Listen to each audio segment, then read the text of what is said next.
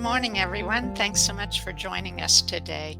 Hello, Rami and Kerri, and I'd like to introduce to you all our guest today, Kerri Hummingbird, and we're so thankful she's here. And I'm going to read her bio here, so you can all learn more about her. Kerri Hummingbird is a medicine woman, mother, and mentor, and she's the founder of Inner Medicine Training, a mystery school that shares potent ancient traditions from the Andes and Himalayas for owning your wisdom and living your purpose. She is the #1 international best-selling author of Inner Medicine, Becoming One with Mother Earth for the Survival of Humanity. This book was on the international bestseller charts for over 29 weeks. She's also author of Love is Fierce, Healing the Mother Wound, and The Second Wave, Transcending the Human Drama, which was on the international bestseller charts for over 237 weeks. And she's the author of the award-winning best-selling book, Awakening to Me, One Woman's Journey to Self-Love, which describes the early years of her spiritual awakening. As the host of Soul Nectar Show, Miss Hummingbird inspires people to lead their lives wide awake with an authenticity, passion, and purpose that positively impacts others. As a healer and mentor, she catalyzes mind shifts that transform life challenges into gifts of wisdom. And she's offered a free gift to everyone who would like to. It's a medicine meditation pack, and it's free, and the link will be down below. Great, Kerri. What an awesome bio. Um, yeah, as an author myself, of course, I've just done one book, but I have plans for others that are kind of on the horizon when it's the right time. And so I really appreciate the focus and time, right, and investment it takes not just to write, but to put it together in the right way. And so kudos to you. That's awesome. And they sound so interesting. To start our podcast today, I'd really like to know more about how and why you started your healing journey and the work you do now. It can go as specific as you'd like to or as general as you'd like to. So, Okay. Yeah, so I think I started my healing journey probably at 16, 15, awesome. and the reason why was to feel better about my life. I was suicidal and I didn't want to be here. I was pretty young to feel that way. And Yeah. so, yeah, I you know how teenagers are very dramatic, and I was very dramatic, and I started taking these pills, these Tylenol with codeine that my parents had in the cabinet because my dad had come home early from work and caught me with a boy. And so I was devastated that he had seen that, and I wanted to just be gone from the planet. And he wouldn't talk to me because he was so offended and so hurt and so, just wounded from it. And so I tried to get his attention by taking the pills. Mm. And every time I took one of those pills, some part of me said, don't do this. But the other parts were like, but I want it, but I feel bad and I want to hurt myself. Yeah. So that's when I really started realizing that if I was going to survive this life, I was going to have to get some help. And my parents put me up with a psychiatrist who was an actual psychiatrist, not the kind we have today that just prescribe pills, but like somebody who's actually like Jungian, somebody who's deep, somebody who's like really trained in psychology from the deepest levels and was there to support me on my journey. I was very fortunate to have an actual psychiatrist and very powerful journey with this person early in my life. And then I got better, for a while, but I always kept going back to the psychotherapy. I always kept going back to, okay, I would notice I would take a downward spiral, and I'd go, okay, I need to go get some more help. So I would willingly choose to go get more help, and so I did that in through most of my life up until 2011. That was my solution. I went to the experts that everyone said to go to, right? And they did their best. They did their best to help me. And I even took the not feeling pills for a while right after my first child was born. Went into postpartum depression. That's when I started the not feeling pills. I took those for 13 years. And so at the end of all of that in 2011, things had just evolved into an even worse place. It's like, okay, now I have 2 kids. Now it's not getting better. I'm acting out. I'm like drinking a bottle of wine a day, just to numb the pain. And it's still not enough even with the not feeling pills. So like it's just like too painful to be here. And I also had moments of joy. So many of people that knew me wouldn't even have thought that I had those issues, right? Because we all cover them up. We all keep them private. And then we go and see our therapist and we talk about it there, but we act like we're fine in public. And that was me. I was very proactive. People saw me as very can do attitude. I was very sought after with my work because I was so proficient and so good at it. And I had a positive attitude. And so that's what everyone would think about me. I took on public service work. I took on civic work. I was always doing something like that, but privately, I was crumbling inside and trying to find a way to love myself, really to love myself and trust myself. And so at the end of all of that, I finally said, this model isn't working for me. It's like I've been trying. I'm a smart cookie. Like if you try something for 25 years and you still feel like crap, maybe you need to try something else. You might need to open up to another solution, and that other solution had been trying to peek its head at me, for years. And I would take my kid, my baby when he was young, and I would stroll around the neighborhood and I would walk right past. I lived in College Park in San Jose, for those of you who know that area. And I would stand right in front of the Center of Spiritual Enlightenment.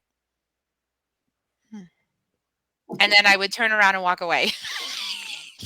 Like I would just walk away. I mean, so many days I would stand there and look at the entrance and I wouldn't walk in. And so 2011, I said, that's enough. That's enough. There's something more coming to. I'd been having nightmares, like waking up nightmares and suicidal again. And now I have 2 little babies. So, they're like in grade school. They need their mama. They need me to be happy. Like not just sometimes and not just after I drink some wine, but like all the time. So that's when I made the decision to leave the relationship, to leave psychotherapy, and to just go, all right, I'm just stopping those patterns because they're not working for me. So even though everyone says that's the way to do it, it obviously isn't for me. So there's something else. And that's when my whole life changed. And I met people who were on the spiritual journey, who started waking me up to my spiritual self, who started connecting me with the larger body of Mother Earth. Once I got connected to Mother Earth and to my body and I started waking up, it was like a whole different scenario. And that's since 2011. So I was really down in the dumps. Like 2011, I was like diagnosed and, you're going to be like this the rest of your life. You're a total train wreck. It's never going to change, that kind of story, Oh, to like today. I've got like all these best-selling books. I'm leading a community. I'm solid. I'm grounded. I'm a speaker. I've got a top 5% podcast. Like this a whole different story going on here. And I'm pretty much transparently the same just about everywhere. So this is how I am. No matter if you find me at home or you find me at the grocery store or you find me, this is me. So that I think is a huge success story. And I like to share that with people because I know how rough it is. I know how hard it is to be on this planet and all the heaviness, the density, the ancestral patterns, the stuff that you're talking about, Carla, like all that medicine that you bring with talking with the ancestors. So much of what we are carrying as burdens is coming from another life, coming from our ancestry, coming from, and not to blame the ancestors whatsoever, but it's like coming mhm. from these places of density and heaviness that we carry in our bodies. And it's beyond like, it doesn't make sense because it's not what's happening right now. Right. Like, so our mind Right. cannot process, why am I so upset when my life is great? I had a good career. I had Mhm. 2 wonderful kids. I had a beautiful husband. We traveled and we had so much fun. Right. So why am I like this? Why is this happening? And so when we don't have the larger spiritual context, when we don't have the larger multidimensional context, we can't make sense of it. So I get out there and I just encourage people, like, this is not woo, this is life. Like, if you want to feel better, you got to open to your spiritual side and start the journey. Right, absolutely. Yeah, that's I guess that's why in my work I focus on the spiritual side also because the physical symptoms are just caused by emotional patterns, right, that we hold wrong, and the emotional patterns are just there because we're not in alignment spiritually, basically. And so I go to the cause. So Yeah. in your journey then, I mean, you've talked about some, but is there other like something really unexpected you discovered along the way? Oh, yeah. I mean, let's just say miracles and mystical moments have been abounding in my life since I turned Awesome. a corner and I said yes. And I'll just share one of them. I mean, you can understand I needed a lot of encouragement from my spirit guides, because I was so down in the dark and I was so like caved up in my suffering that it took a lot to kind of pull me out of that space so that I could see that I was always loved and always held. So that's the context. And so I started training to be a healer, and I started studying with many shamanic excellent teachers that are well known in the field. Alberto Vialdo at the Four Winds Light Body School.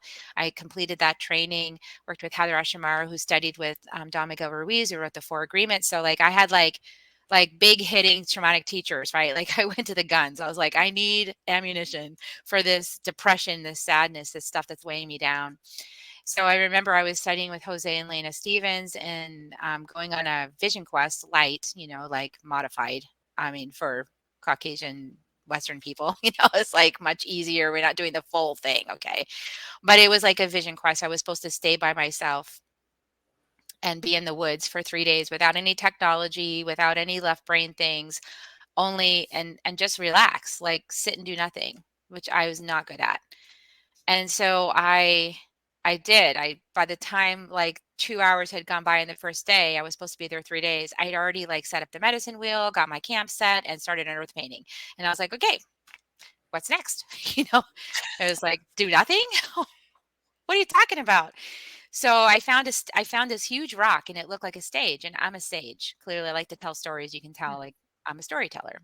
So I got up on the stage and I just started singing to the woods. And I was just singing in Icaro. I was calling in support, calling in the mountains, calling in the plants, calling in the animals, just whatever my heart in that moment, and just calling it in, calling it in, calling it in.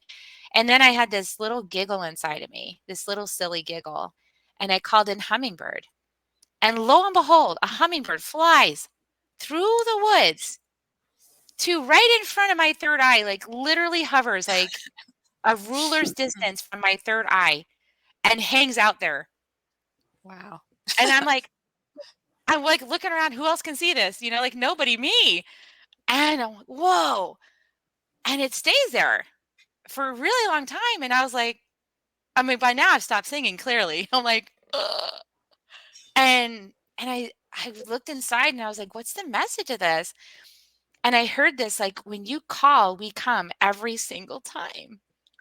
Ah, And I said, I think that's what you're saying to me. And it literally nodded its little head and flew off through the forest. Because I needed that big demonstration of love. I needed spirit. And I'm feeling emotional because I can feel the collective. I know that we're struggling. I know that there's a lot of pain. And I can feel it. I'm tapped in. That's another thing I know about myself now. Like my astrology is like deep Scorpio in the 12th house. It's like Scorpio moon in the 12th house. And I'm Cancer mama. So like I'm all about the mama holding the baby. And so of mhm. course I feel it when people are struggling. I feel it. And now that I understand what it is, I know it's like it's not just about me. Like I'm feeling more than just me. I'm feeling our collective. I'm feeling the pain that's out there. And so I just want to say for anybody listening, like if you open and you ask for demonstration that you are held and loved, I promise you will receive it. You absolutely will. And I encourage everyone to just open to that possibility every day with some kind of ritual. I mean, all of my books have an invocation to open sacred space, to call in the south, the west, the north, the east, the ancestors, the guides, the earth, Father Sky, Father Sun, Grandmother Moon. I have these invocations to call it in. And so I just welcome anyone to practice that or whatever method you have of allowing the divine to support you every single day. And I promise, like, miracles happen. Yeah, trees have been very much my wisdom go to, when I need support, when I need or emotional support, or even physical support, or a word of wisdom.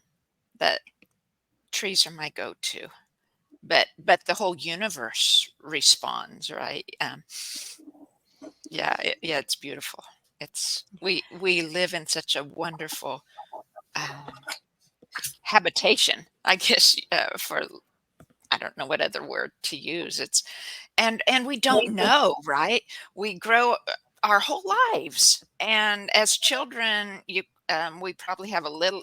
Um, I know children probably understand or at least relate to it more, right? But then you lose it because the adults don't support you in thinking that, because they don't know it, they don't remember anymore, and then you go your whole life or until you wake up, right? And it's like, how can we miss it? And it's right here, and it's so awesome and beautiful. Yeah, and I wish parents would just encourage their kids to have their imaginary friends. There's a great movie out called If, and it's so fun because it's people's imaginary friends from childhood trying to like connect with them as adults. And it's just a really sweet movie. But it Mm. prompted me to ask my mom. I was like, I remember that I had an imaginary fairy friend that lived in the upper corner of my room. And she's like, "Oh, Carrie, you had imaginary friends like everywhere. You were always talking to all these imaginary friends, and I couldn't see any of them."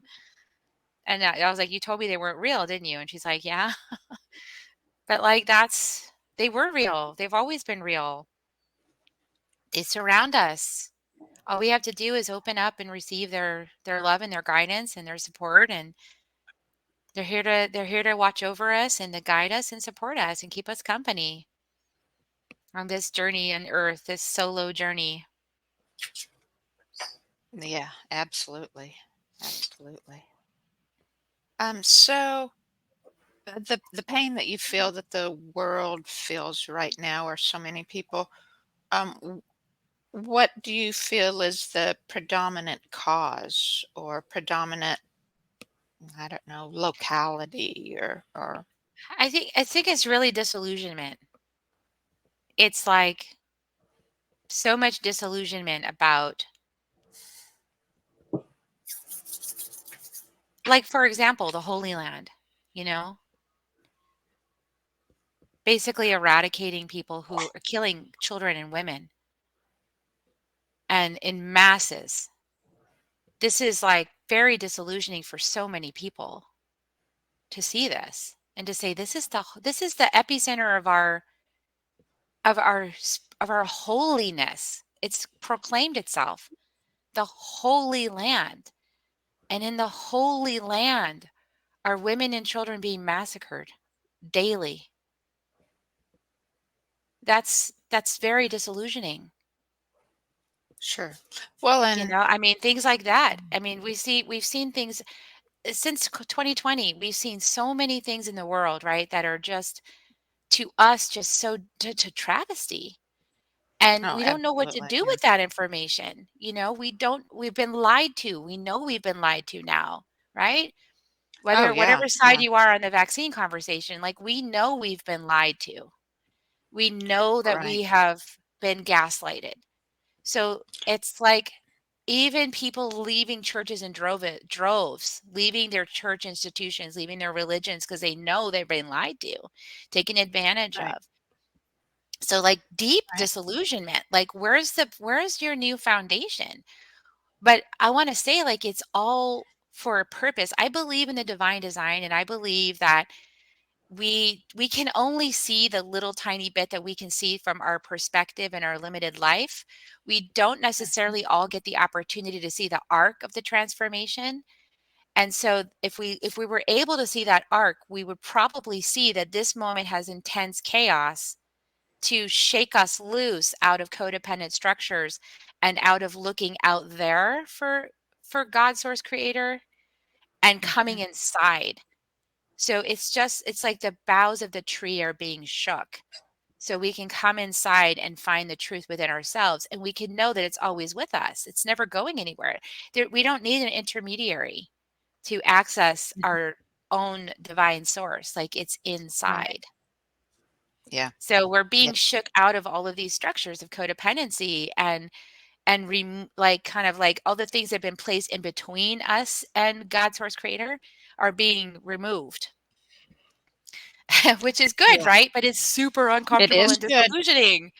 It is good. Yeah, yeah, I saw that a lot during COVID or afterwards. It's like many people awakened to this a spiritual life that they didn't have before, or or could see nature in a new way, or just had more clarity for their life ahead.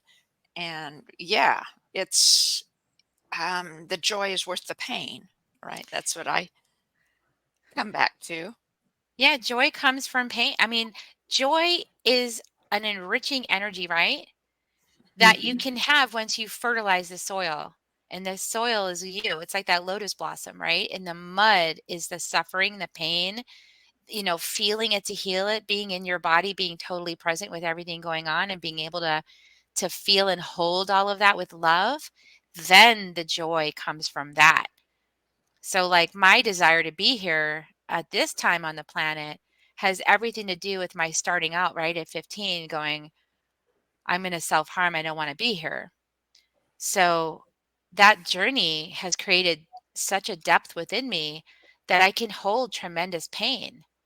I can be present with pain.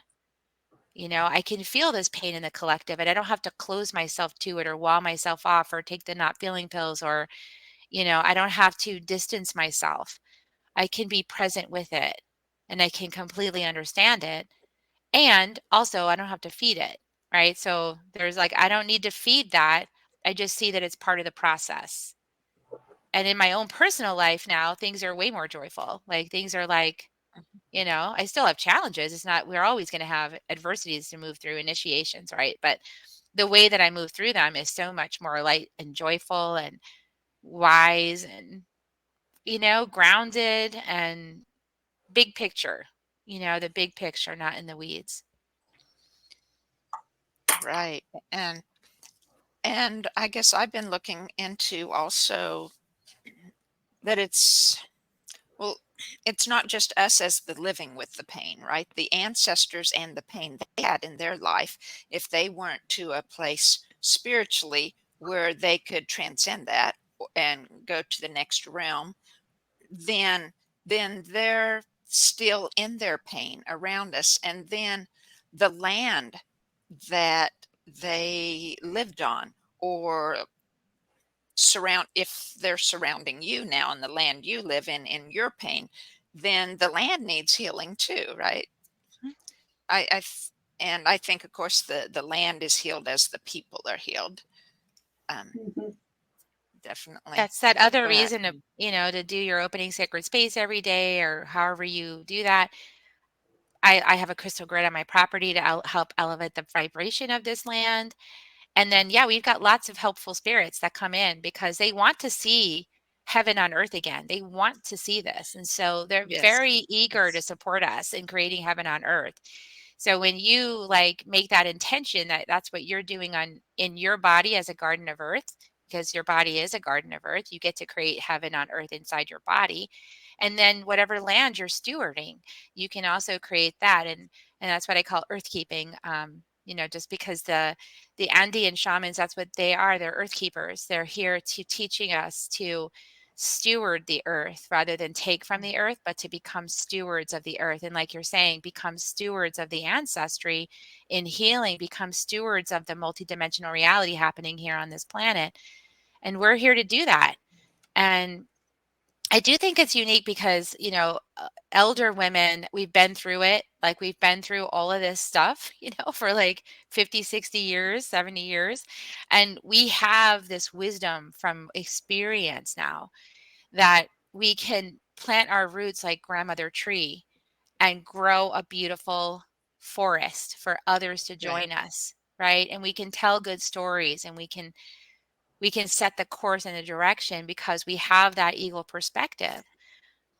And this is another thing that's been missing in our culture is valuing elders, right? Because they've been shunted off into nursing homes and forgotten.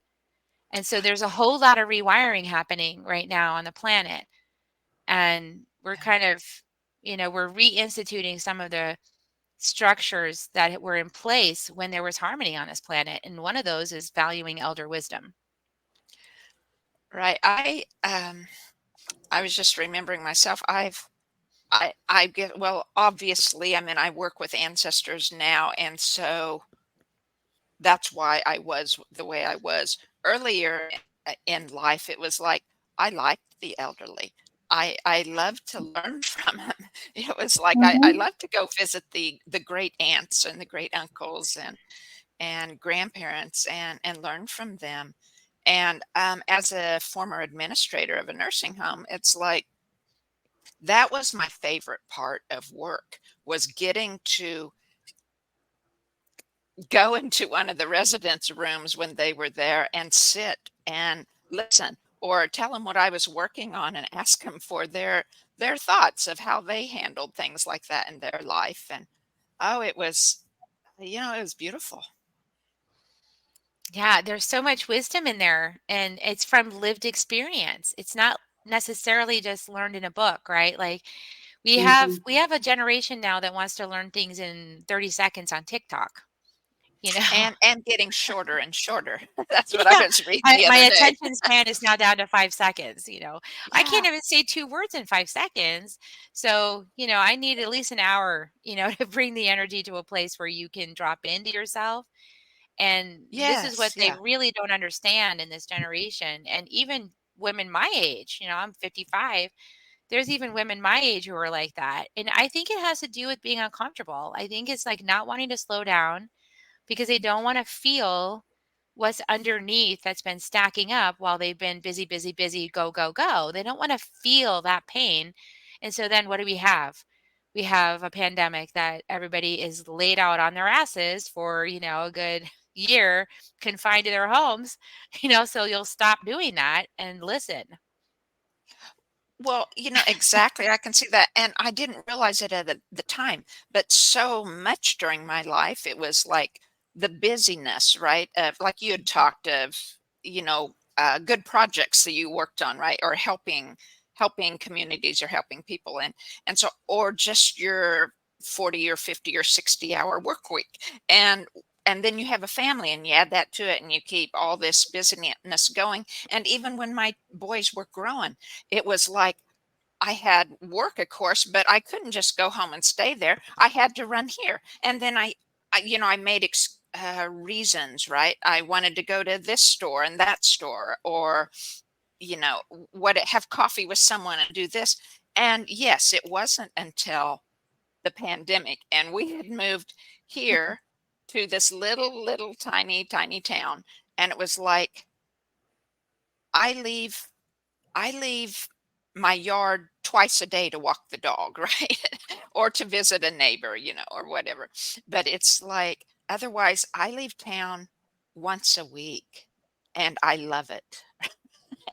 It It, simplifies things. It does. It provides yes, more opportunity for depth and reflection. it does. It's beautiful. Yeah. And I look back on the years of having these reasons where I felt I needed to always be on the go. And it must have been the inside, not being happy, right? And not, but couldn't allow myself to sit in that. I actually ran like I started running when we moved to Texas. We left Silicon Valley because it was just too much. And so I left a lot of my civic and charitable operations in Silicon Valley and came to Texas. And my only job was to try to be a mother, and that was it. Like, cut all the stuff out, Carrie, just try to be a mom. And that was so hard, And pretty soon then I had another art business I started because I couldn't sit still.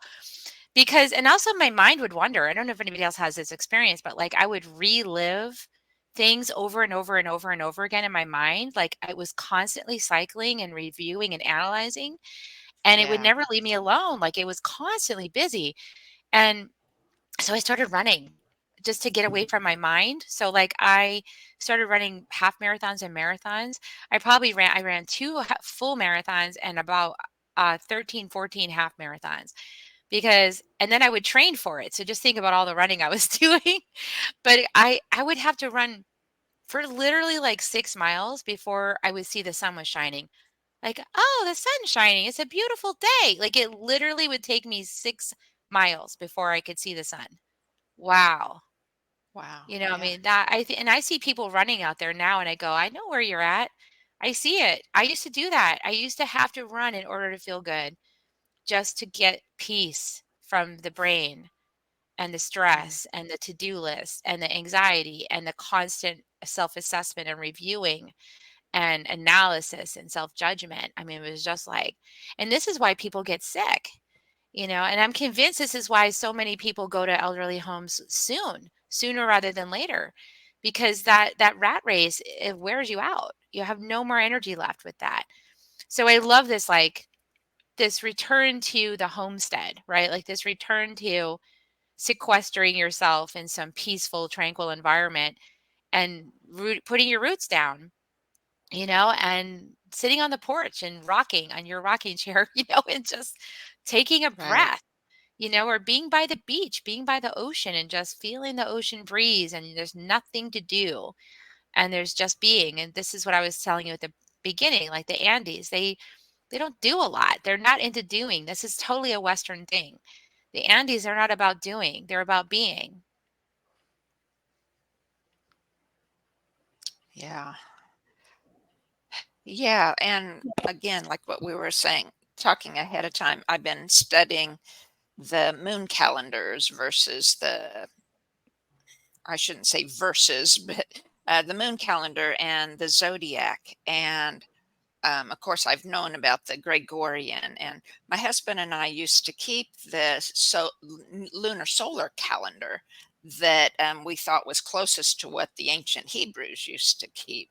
And but even that wasn't what it's. I mean, yes, the moon cycles was the same, but it still was a planned calendar. It's like I think the planned scheduled calendar, although it brings us good things like just to I was thinking this morning, I was out in the garden and I thought how wonderful it would be if I could just keep working and just quit when I wanted to or walk the dog and quit when I wanted to. But I knew I had this, right? And I had to do all these things ahead of time. And so I was out picking spinach and I was out picking mustard greens and accumulating all the dead weeds that I'd pulled up. Well, they're dead now. I pulled them out of the ground, so I had to pick them up off the ground so we could mow and all this stuff. And I realized when I was picking the greens, it was like, wait, I haven't even told them thank you as I'm picking them. And so Yeah. I took time to do that. And I thought, yes, time is a wonderful thing in order to pinpoint a time so that the three of us could meet here together, right? And have this discussion. And so that all of you who are listening at whatever time you're listening can listen and gain whatever insight you might gain or just the community feeling. And but if we didn't have that, how much more fulfilling life would be. Like, I was doing a biofield tuning of my husband and I yesterday, and or Sunday, I don't remember. And it was like I just started, and this huge message came flooding over me through the spirit as I work in the biofield, which is our spirit. And it was like because my intention for the tuning was it was like what do we need to my journey has been a lot of getting out of the mindset of lack into the mindset of abundance, and it's not just about money, it's about life, right? And so it was like my intention was, well, we've come so far and done so much, and we still do a lot to whatever we can to maintain that mindset of abundance and grow that. And it was like, what else do we need? And it was like this huge message came flooding over. You need to play. And the Yeah. play isn't about Mhm. running here to go to this entertainment thing, It's not or running distraction here. play. Right, it's not distraction play, it's not running to the ball games, it's it's being, right, being Mhm. in joy, um lightheartedness. Yeah, so, I mean, that's part of what when I studied with the 4 winds and I received the transmissions of the Moonai Key, which are these transmissions of archetypal energies that have been handed down from generation to generation to generation in many of these tribal cultures in Peru and South America. And these are passed down to support people in having inner strength, inner medicine, inner power, right? To know themselves as sovereign. You know, this is the old tribal societies. That's what they do. The indigenous societies, they have, they have a talking stick circle. Everybody gets to share their perspective. Everybody's an equal member of the tribe. There's no like, you know, up and down. That's us. Anyway, so in this, the hummingbird archetype comes into the will center. And the hummingbird archetype, we all love hummingbirds. I mean, who doesn't? We love seeing them dart from nectar to flower to, and they're always able to find their nectar. How do they do that? And they're so delightful. They're so beautiful. And they're really vulnerable, actually. They're quite vulnerable creatures. They require a lot of sustenance to keep alive. They can't go for very long without food, without nectar. And yet they take this epic journey, from South Mhm. America all the way to North America, and they survive it year after year after year. How do they do that? And so we receive this archetypal energy of hummingbird in our will center to support us in surrendering to divine will. And divine will is like the divine child. So hummingbird opens us up to that divine child. And that's the one that we can get back in touch with. Like if you've had like a difficult childhood, you might not have played, the way other kids did. You might not have had that experience. But with the hummingbird opening up that divine child, you can experience that as an adult. And then you act really silly and do stupid shit crap like me, and it's like, what is she doing? Well, I've got hummingbird and my divine child got activated again. So it's that imagination, it's that creativity, it's that play, it's that like spontaneity. It's the I'll try this, it's adventure, and it's Mhm. beautiful. It's so much fun. And it can open up like beautiful imagination and creativity and super fun, right? And so that's what we need more of. Yeah, absolutely. Just as much as we need the other archetypes, we need, Jaguar to help us to know our truth. We need Sachamama help us connect with Mother Earth. We need the eagle perspective of the elder. But we also need the child. We need the divine child. We need the playfulness. We need the innocence. We need to return to that innocence and embrace it and let ourselves just have fun. So what? Like if you waste an afternoon, it's not a waste. It's fun, right? Like so what? Put it aside. There's often days that I'll just I'll just go, "Do I want to do this schedule?" And if it's no, I'm like, "Okay, rescheduling." And I'll just change my calendar because I don't, I work for myself.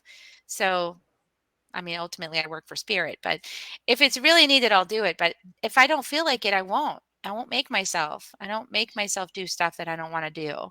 So I always have to ask, is this a should or a have to, or is this that I want to? Yeah, I think those are great questions. Well, I Only find from that life experience, well, from a I lot find of that years of forcing myself to do stuff, right? oh, absolutely, yeah.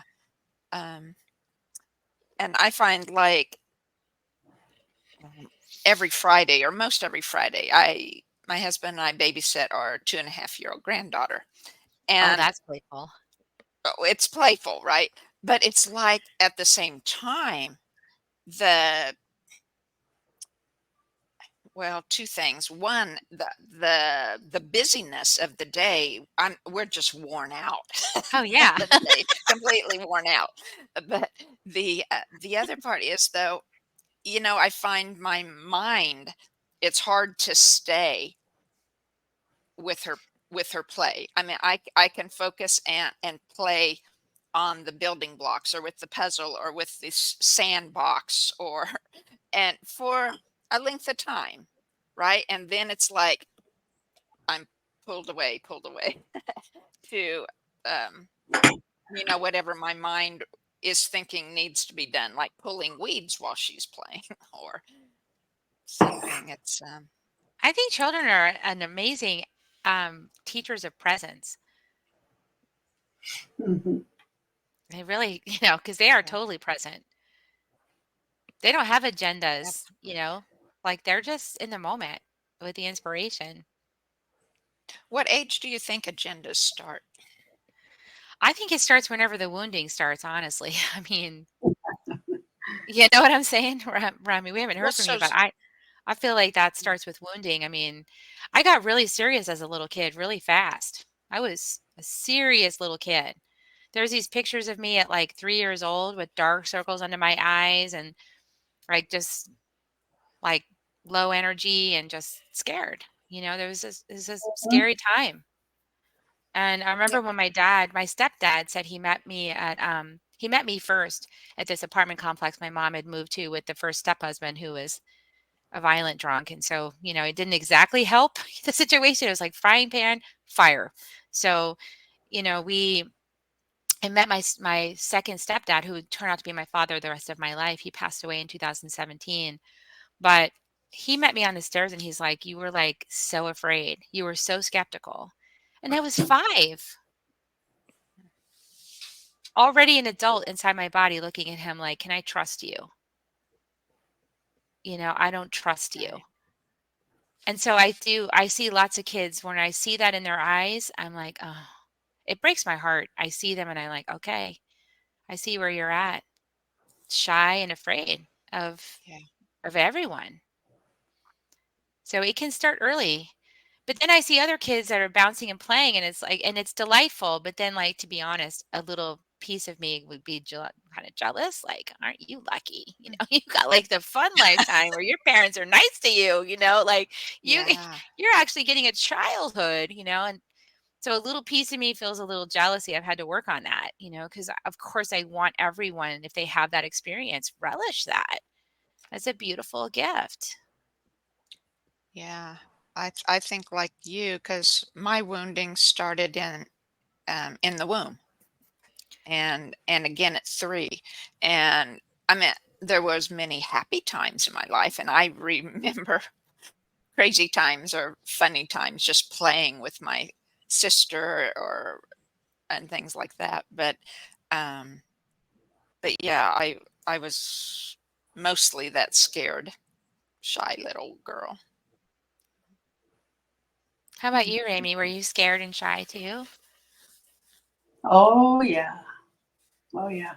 I think it started in the womb because I was born in a concentration camp. But coming to America, I didn't know the language. I didn't know anything. And my parents didn't read nursery rhymes to me.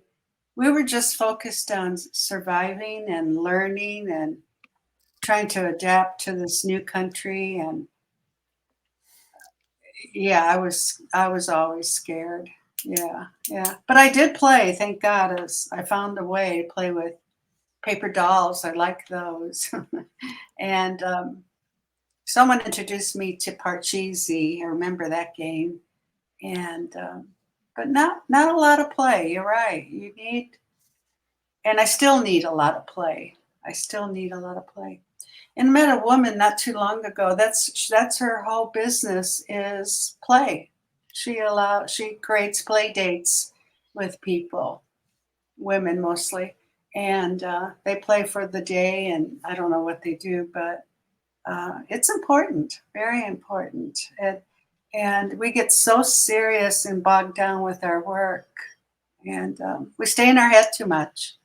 We need to notice the signs, because you know when you're going down, down, down, right? Mm-hmm. And that's your sign to stop and go to the heart.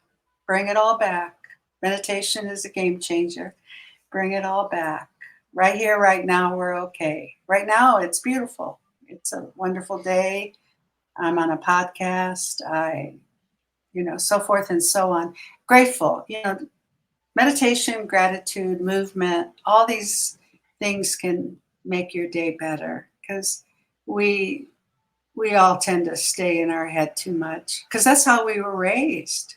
No one talked about the heart.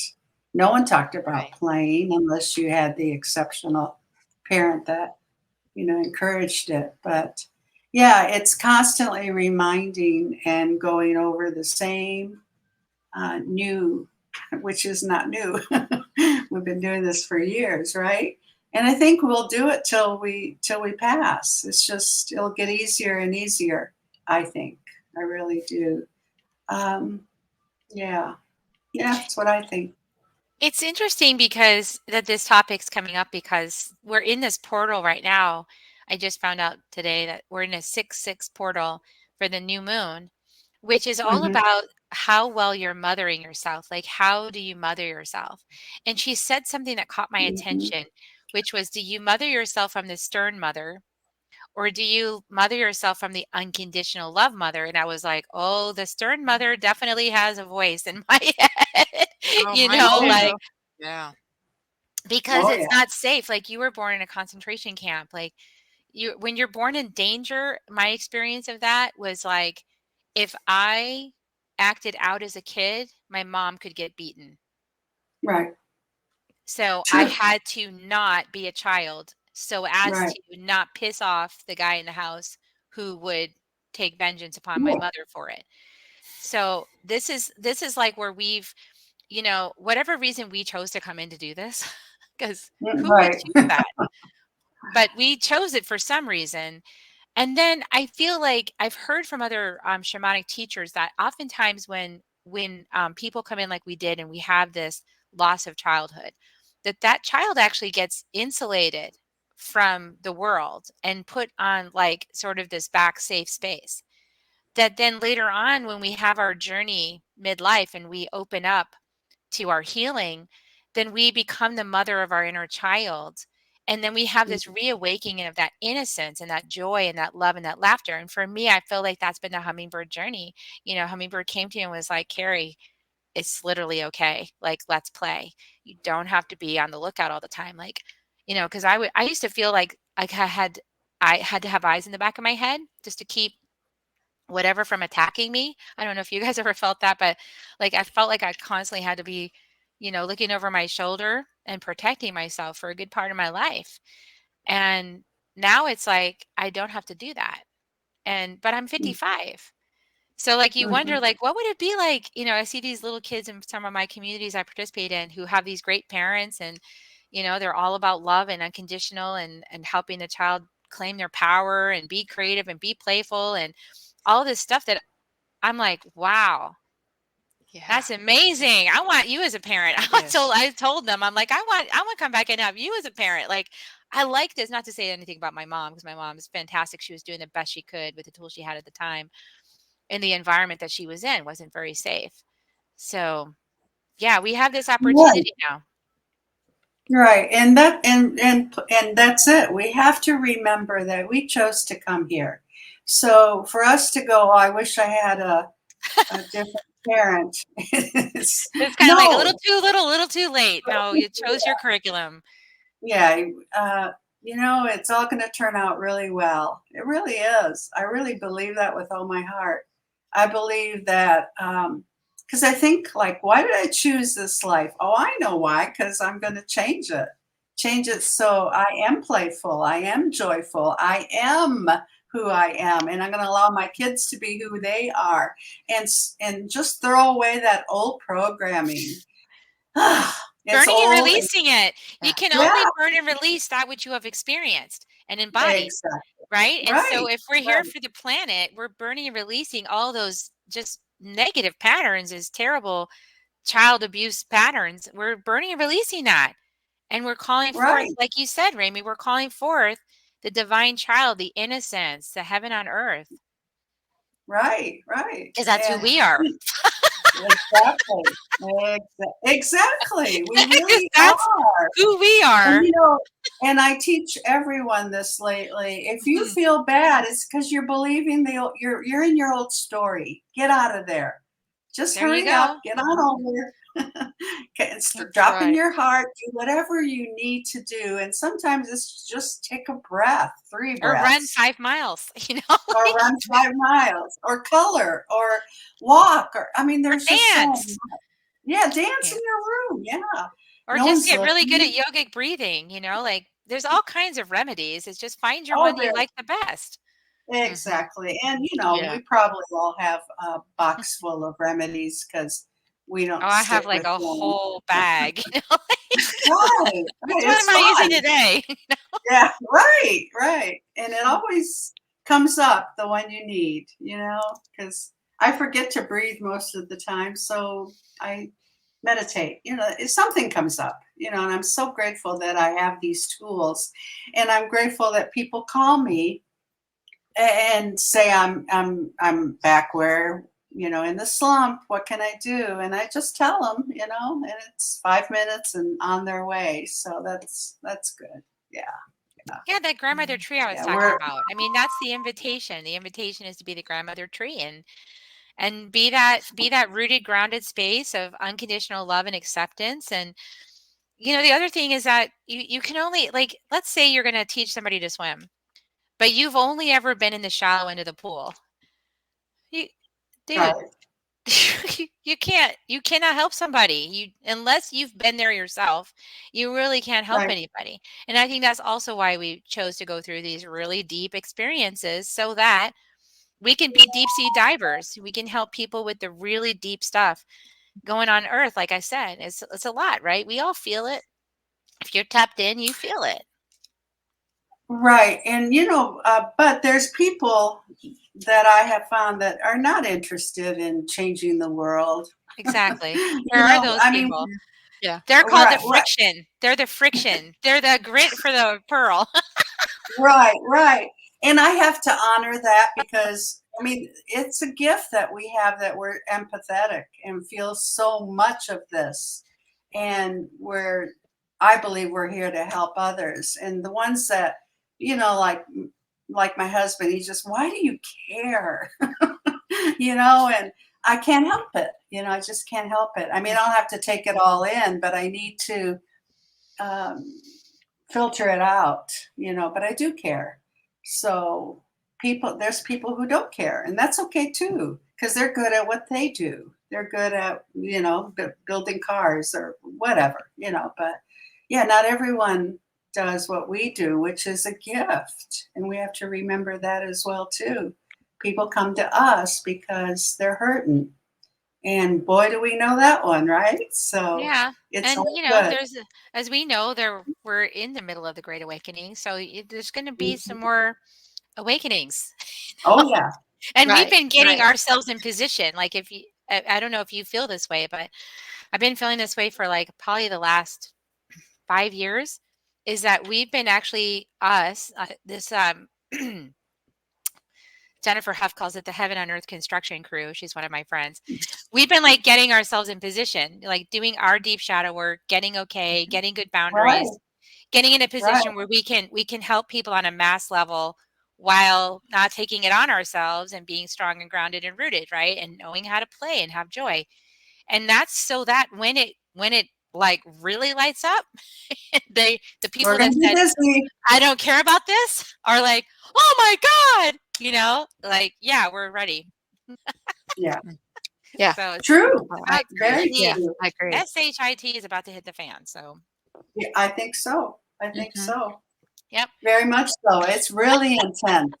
I mean, I just I'm gonna sell whoa. it. I'm gonna be like, woohoo! Finally, you guys are getting why you care about this. Okay, That's cool. right. Right. Right. Yeah. So Yeah. roll up your sleeves because Yeah, I exactly. will. Yeah. It's I'm going to be going for a little intense. vacation this month because I know it's about to hit. So I'm gonna okay, we're gonna go on a week's vacation. I'm only gonna have fun, Good. because I got to get That ready for sounds this great. onslaught. That's good. That Yeah. is Yeah. so true. Yeah. That is true, true, true. Well, I'm glad Yeah. you're doing that because we need you and we need each other. So play while you can. Well, when we get to the other side of this, I was asking, on the other side of this shift to heaven on earth, is there going to be like wine and margaritas? And they're like, absolutely. Yes. But just like on the other Right. side of all of this, because you need your energy for what's about to happen. Right. Yeah. Right. Yeah. I Yeah. was like, cool, because I Right. want to be on the Mai Tai with the beach thing again. I want to do that again Wow. in Yeah, my we got to life. take care of Yeah. ourselves. Yeah. Yep. Right. So, Yeah. That's great. Very beautiful. So, Kerri, in the time we have left here, can I guess if you wanted to tell us more about your work or your books or your offers or where you see yourself in the future, you kind of covered that. yeah. So, Well, I'm growing gardens of new earth. That's what I help people do. Help people grow those gardens of new earth inside their bodies, in their homes, in their families, become earth keepers if that resonates. We have a medicine man and woman and his whole family, his whole lineage going back that are medicine people. Tomas and his wife Lucia, they are Caro medicine people. They hold the space for our community to grow and become earth keepers. And so there's initiations to become an earth keeper, the Munai Ki initiations that I inherited from the Four Winds. And then it's just a body of teachings to learn how to, because let's say not everybody here is from this planet. So I'll also throw that out there before I leave. But, some people are uncomfortable with this level of density. And so these mhm. initiations in this path and this medicine wheel teaching helps you to get anchored and grounded on earth so you don't have to be so uncomfortable. So, it's all about Homo Luminous. It's all about awakening the rainbow body. I've actually seen Caro medicine women with the rainbow body all around them, like taking a photo, there's the rainbow body. You can see it. So this is real. Awesome. This is not just an illusion. And these animal allies and these archetypes that we receive seeds of in our chakras, they help us to become strong and wise and grounded and present and patient and loving kindness, which is what we all wish to be. And, and then we practice the gene keys medicine too, which is about linked to the human design. And the gene keys are just a beautiful lyrical offering of Richard Rudd that gives us access to the I Ching medicine, the ancient Chinese wisdom. So there's 64 shadows, 64 gifts, and 64 cities, and we learn all about that for each person's chart. So it's just powerful. It's not a studying thing, it's more like an alignment thing. So you get aligned to the right frequency, to your essence, to your truth, and then the whole fractal starts to come together to support you in doing your greatest work on earth at this time, which is super enriching and powerful. So that's essentially what I do. I help people get aligned to that. And I write books and I do podcasts and stuff like that. So but it's all on my website. Like I said, I did offer that meditation pack for anyone who'd like to try out grounding meditation, a shielding meditation. And then I have a meditation that helps you figure out what's mine and what's theirs. I don't know if anybody has problems with that sometimes, like it gets entangled. Like what piece of this is my part and what piece of this is that person's part. That meditation pack has a meditation so you can visualize it and see it. Hmm. And then it has a clearing part that you can clear the stuff that's not yours out of your space. So good, boundaries. So that's all available too. I know you're going to provide the link. So Yes, yeah. They'll be in the description below, or they already are in the description for the live yay. one, and put it again on the Mhm. version and video tab. So beautiful. Kerri, thank you. Thank you so much for joining us. And do you want to leave everyone with one last thought? Or Yeah, what's coming to me right now is live your life as a ceremony. Walk the beauty way. Create beauty no matter what's given to you. I would say that's been my greatest life lesson is no matter what life hands me, I'm going to create beauty with it. All right. Yeah. And play, beauty and play. And play. Well, play would be the beauty, right? Yeah, I think so. A part of it. Yeah. So wonderful. So thank you, Kerri, for joining us. And thank you, everyone, for watching today. We're glad you're here. Please like and subscribe if you resonate with anything we've said to help us be found by other people. So we'll catch y'all next week. Bye-bye. Bye.